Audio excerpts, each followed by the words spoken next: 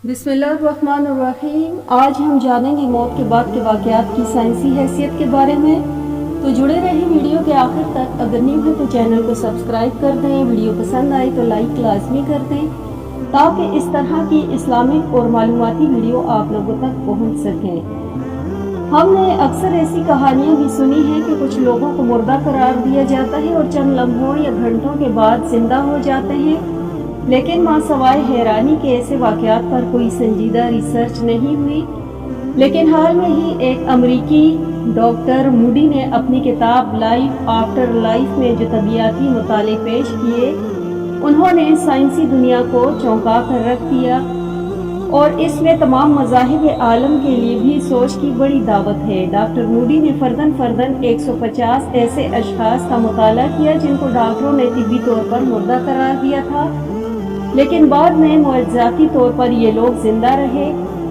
1976 में जब उन्होंने इस तहकीक का आगाज़ किया तो इस मकसद के लिए उन्होंने अमेरिका के मुख्तलिफ हस्पतालों के साथ मुसलसल इलेक्ट्रॉनिक राब्ते का निज़ाम कायम किया और एक सवालनामा वज़ह किया जो मरकर जिंदा होने वाले आदमी को दिया जाता था। वो इन अनोखे तजर्बात का 3 इक़साम में तज्ज़िया करते थे। नंबर 1 था ऐसे लोगों के मुशाहदे और तजर्बात जिन्हें वाकई डॉक्टर ने तिब्बी तौर पर मुर्दा करार दिया था, लेकिन कुछ अरसे के बाद ये लोग जिंदा हो गए। दूसरा ये था कि ऐसे लोगों के तजर्बात और मुशाहिदात जो किसी हादसे की वजह से या सख्त चोट की वजह से या बीमारी की शिद्दत की वजह से तिब्बी मौत के बहुत नज़दीक पहुंच गए थे, लेकिन हकीकत में वो मरे नहीं थे। फिर तीसरा ऐसे लोगों के तजर्बात और मुशाहिदात जो फौत हो गए और दोबारा जिंदा ना हुए, लेकिन मरने से थोड़े अरसे पहले उन्होंने अपने मुशाहिदात पास खड़े लोगों को बताए। और डॉक्टर मूडी ने अपनी तहकीकात का निचोड़ इन अल्फाज में बयान किया कि इसके बावजूद कि मुख्तलिफ लोग मुख्तलिफ सूरतों और अलहदा वजूहात के तहत मौत से दोचार होते हैं और ये लोग एक दूसरे को न जानते हैं और न कभी मिले थे, जो कुछ उन्होंने बयान किया और मरने के बाद इनके साथ पेश आया इसमें भी गैर मामूली मुशाबिहत थी। इनके मुशाहिदात में इस कदर ज़्यादा मुशाबिहत है कि आसानी से 15 ऐसे मनाजिर चुने जा सकते हैं जो हर आदमी की कहानी में मौजूद थे और एक दूसरे के साथ मिलते जुलते। एक आदमी मौत के साथ दोचार हो रहा है, जैसे वो बहुत इंतहाई कर्ब के नुक्ते को पहुंचता है और मरने लगता है तो वो सुनता है कि डॉक्टर ने इसको मुर्दा करार दिया है। इसके साथ वो इंतहाई मुहीब और बेजार करने वाला शोर सुनता है।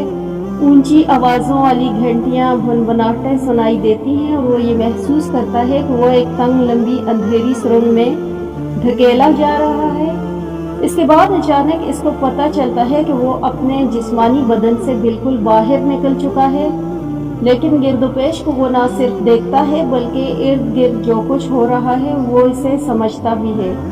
इसको अपना मादी जिस्म भी नजर आ रहा होता है, जैसे वो इसको एक तमाशाई है, और वो ये भी देखता है कि इसके बदन को डॉक्टर और नर्सें होश में लाने की कोशिश कर रहे हैं।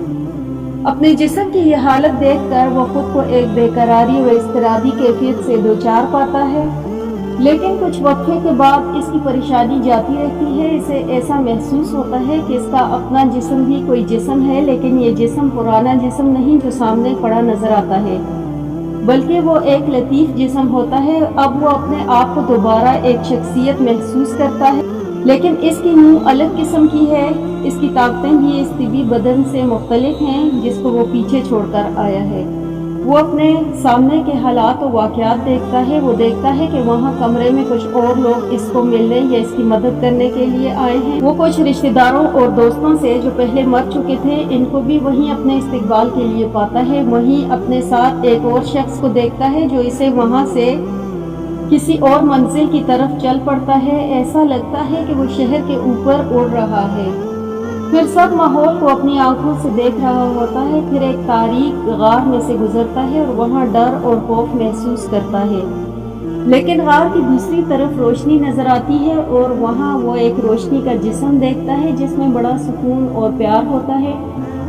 ऐसा नूरी जिस्म इसने इससे पहले कभी न देखा था। इस नूरी जिस्म की कैफियत अल्फाज में बयां नहीं हो सकती।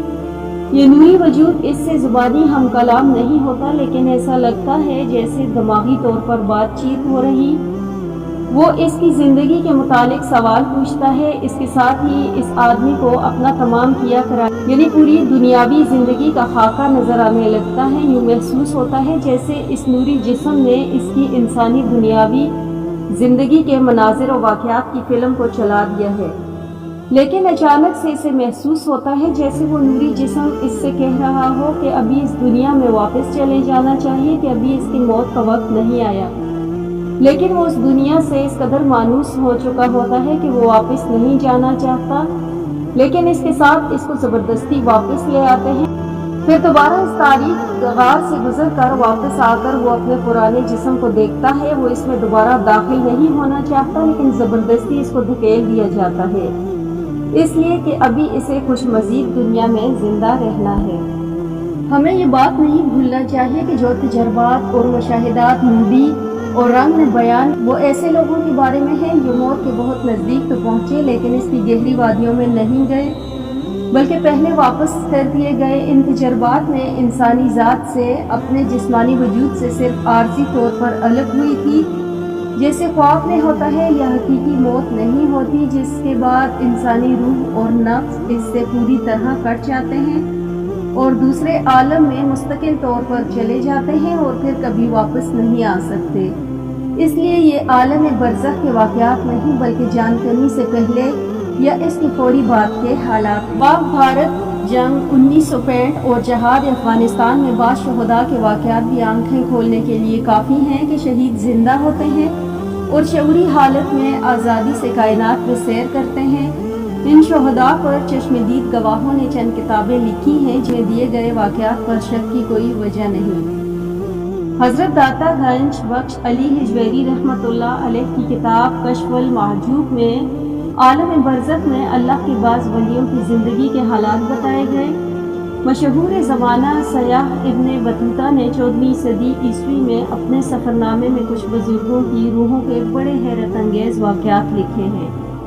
خود ہمارے آقا حضرت محمد صلی اللہ علیہ وآلہ وسلم جنگ بدر کے چند سال بعد جب آپ صفرا کے مقام سے گزر رہے تھے کہ تمام صحابی حیران ہو گئے کہ ماحول میں خوشبو ہی خوشبو چھا گئی ہے۔ صحابہ اکرام نے عرض کی کہ یا رسول اللہ صلی اللہ علیہ وآلہ وسلم یہ خوشبو کیسی ہے؟ تو آپ صلی اللہ علیہ وآلہ وسلم نے فرمایا کہ شہید بدر جناب عبیدہ رضی اللہ تعالیٰ عنہ وہاں دفن ہیں۔ شریف میں حدیث نبی صلی اللہ علیہ وآلہ وسلم سے مروی ہے کہ سید عالم صلی اللہ علیہ وآلہ وسلم نے فرمایا کہ شہید کے لیے ایک جسم نہایت خوبصورت اترتا ہے اور اس کے نفس کو کہتے ہیں کہ وہ اس میں داخل ہو۔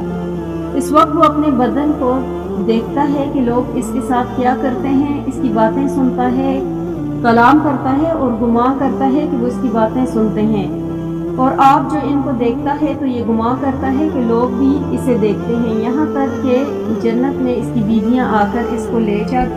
جدید سائنسی ذاتی مشاہدات اور علماء کی روحوں کے متعلق بتائے گئے تجربات و واقعات دراصل اللہ کے نبی کی بتائی ہوئی خبروں کی تصدیق ہیں۔